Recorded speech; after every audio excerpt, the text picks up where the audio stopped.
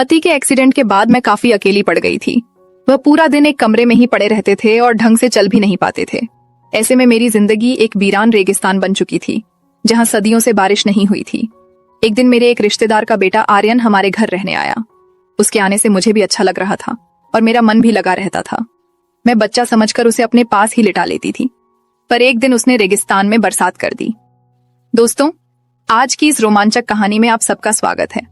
मेरा नाम प्रिया है।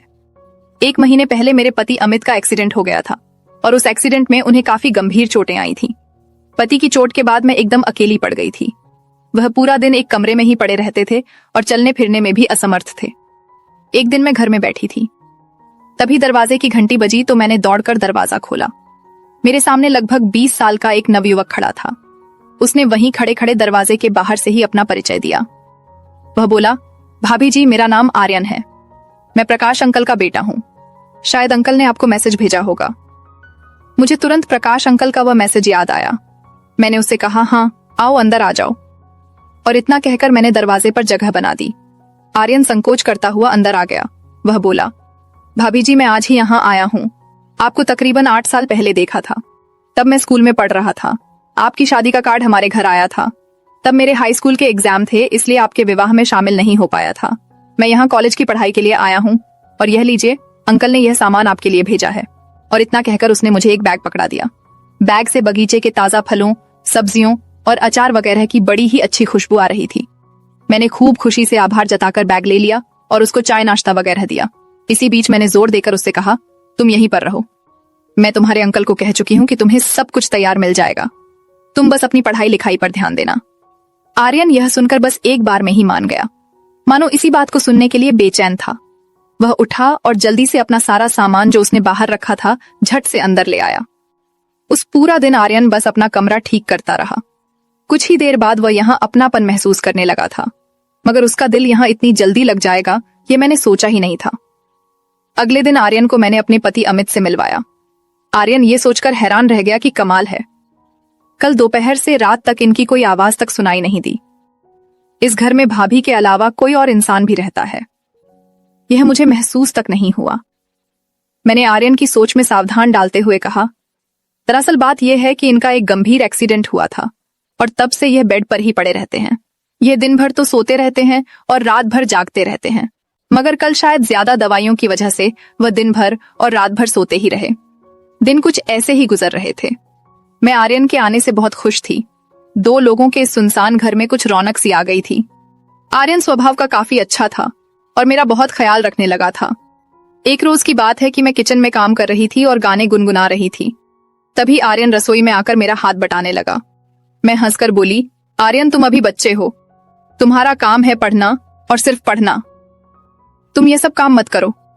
जवाब में उसने कहा, हाँ भाभी, पढ़ना तो मेरा काम जरूर है, मगर मैं इतना भी बच्चा नहीं हूं।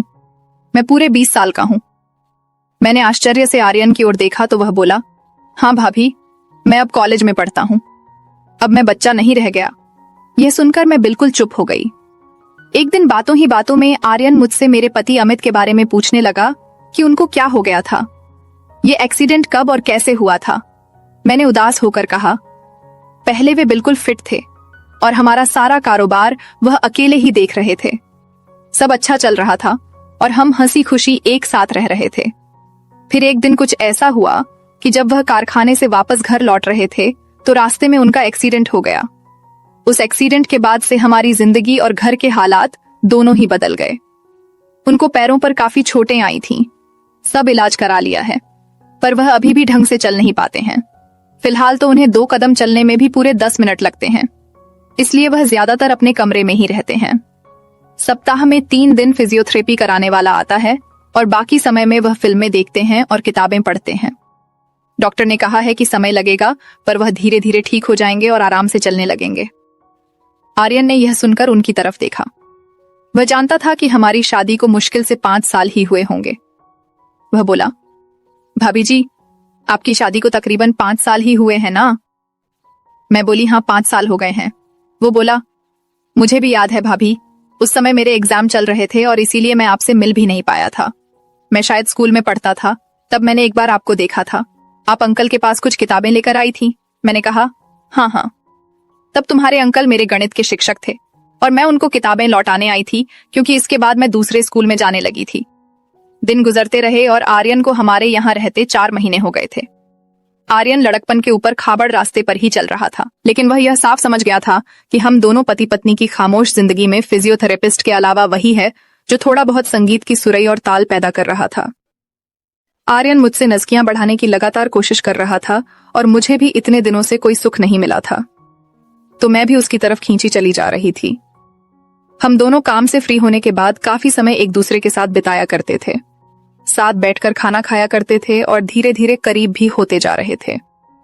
मैं अब उससे प्यार करने लगी थी और मुझे पता था कि वह भी मुझसे प्यार करने लगा है, क्योंकि अब हमारे बीच का रिश्ता परवान चढ़ता जा रहा था। दिन गुजरते जा रहे थे और हमारे बीच की दूरियां घटती जा रही थीं। अब मुझे आर्यन का स्पर्श अच्छा लगने लगा था। वह मजाक मजाक में मुझे इधर उधर छू लेता था। वह शायद यह चेक करता था कि भाभी कैसे रिएक्ट करेंगी। कभी कभी अपने पति के बारे में सोचकर मैं काफी उदास हो जाती थी और मेरी आंखें नम हो जाती थीं। ऐसे में आर्यन ही मुझे संभालता था और मुझे गले लगा लेता था। हम दोनों अब साथ ही लेटने लग गए थे और एक दूसरे में गुम हो चुके थे। एक रोज की बात है। आर्यन आज बिल्कुल ही फुर्सत में था, इसलिए वह गीत गुनगुनाता हुआ रसोई में आया और झट से मेरी दोनों आंखें बंद करके मेरे कानों में अपना मुंह लगाकर बोला, भाभी, आज मैं आपका सारा काम कर दूंगा, आप इधर आओ और आराम से बैठो। वह हौले हौले मेरे मुलायम धुले गीले और खुशबूदार बालों को लगभग सूंघता हुआ मुझको एक कुर्सी पर बैठाने लगा। मैं भी अब मस्ती में आ गई थी। मैं कुर्सी से उठ गई और उसको कुर्सी पर बैठाकर खुद उसकी गोद में आसीन हो गई। हम दोनों कुछ पल ऐसे ही रहे, ना हिले डुले और ना ही कुछ बोले, बस चुपचाप एक दूसरे को महसूस करते रहे। अभी 2 मिनट बीते होंगे कि कहीं से कुछ खांसने की आवाज आई तो हम दोनों चौंक गए और घबराकर मैंने आर्यन को अपने आप से तुरंत अलग किया। हालांकि आर्यन की इच्छा नहीं थी कि वह मुझसे अलग हो, पर फिर भी कुछ सोचकर वह मुझसे अलग हुआ और मुस्कुराता हुआ किचन से बाहर चला गया। वह बाहर जाकर बैठ गया और हमारे बीच के पलों को याद करके मुस्कुराने लगा। मैंने ये सब देख लिया था। मैं उसके पास जाकर बैठ गई और उसके गाल पर एक हल्की सी चपत लगाकर और दूसरे गाल पर मीठा सा चुंबन देकर उठ खड़ी हुई। उस पर आर्यन बोला कि भाभी, दूसरे गाल से इतनी नाइंसाफी क्यों? वह अपनी जगह से खड़ा हो गया और मेरे बगल में आकर काम करने लगा। वह बार बार मुझे छू रहा था। मेरे बदन में तो जैसे बिजली दौड़ रही थी। मैं उसके स्पर्श से कितनी प्रफुल्ल थी। यह से बस ये मैं और मेरा प्यासा मन ही जानता था। मैं तो ऐसे अद्भुत अनुभव को तरस ही गई थी। मगर उस सुबह आर्यन ने मेरा सारा अधूरापन दूर कर दिया था। कई महीनों बाद आज रेगिस्तान में बरसात हुई थी और जम के हुई थी। हम दोनों मुरझाने के बाद बेड पर ही पड़े हुए थे।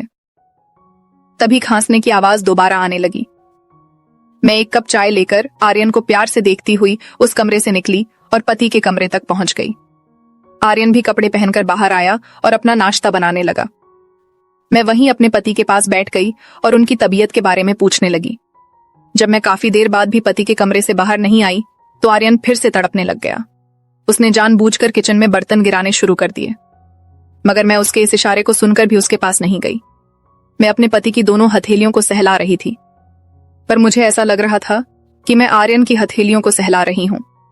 मैं आर्यन के साथ बिताए हुए पलों में खोती जा रही थी और अपने आप से बोल रही थी कि प्यार हमारे जीवन में बिल्कुल इसी तरह आना चाहिए। किसी उन्मुख झरने की तरह मेरे भीतर गुदगुदाहट सी छा रही थी। लेकिन मैं इस बात से बिल्कुल ही बेखबर थी कि मेरे पति को मेरा यह बर्ताव बेहद अजीब लग रहा था। वह भी यह महसूस कर रहे थे कि मैं अचानक से बहुत ही खुश रहने लगी हूं। मैं उनके साथ भी नहीं लेटती थी और अगर लेटती भी तो उनकी तरफ पीट करके लेटती थी। मैं नई नवेली दुल्हन सी बन चुकी थी और मेरे तेवर और मेरे अंदाज मेरे पति को हैरान कर रहे थे। आर्यन भी, जो शुरू में उनसे कभी कभार 1 सेकंड के लिए ही मिलता था, वह अब कंधे भी दबा रहा था और चाय भी पिला रहा था। एक दिन रसोई में मैं चाय बना रही थी, तभी आर्यन ने आकर मुझे पीछे से अपनी बाहों में भर लिया और मुझे चूमने लगा। मैं भी उससे लिपट गई और हम दोनों एक दूसरे में खो गए। तभी खट की आवाज आई। इस आवाज से आर्यन चौंक गया। हम दोनों एक दूसरे से अलग हुए और हंसने लगे। आर्यन के प्यार को पाकर मैं बहुत खुश थी। पहले जो मुझे अपनी जिंदगी एक बोझ सी लगती थी, आज वही जिंदगी मुझे फूल सी, बादलों सी और रुई के फाहे सी लग रही थी। मैं आर्यन के यहाँ आने को कुदरत के किसी करिश्मे की तरह मान चुकी थी। आर्यन को यहाँ आए 1 साल पूरा होने जा रहा था और मैं उससे मिलकर निखर सी गई थी। अब हमारा पूरा जीवन मस्ती से सराबोर हो। दोस्तों, पहले पार्ट में आपने नेहा की अकेली जिंदगी और आर्यन के आने का किस्सा देखा। अब नेक्स्ट पार्ट में क्या होगा, ये जानने के लिए वीडियो को लाइक करें, चैनल को सब्सक्राइब करें और बेल आइकन दबा दें। जल्दी मिलते हैं अगले पार्ट में।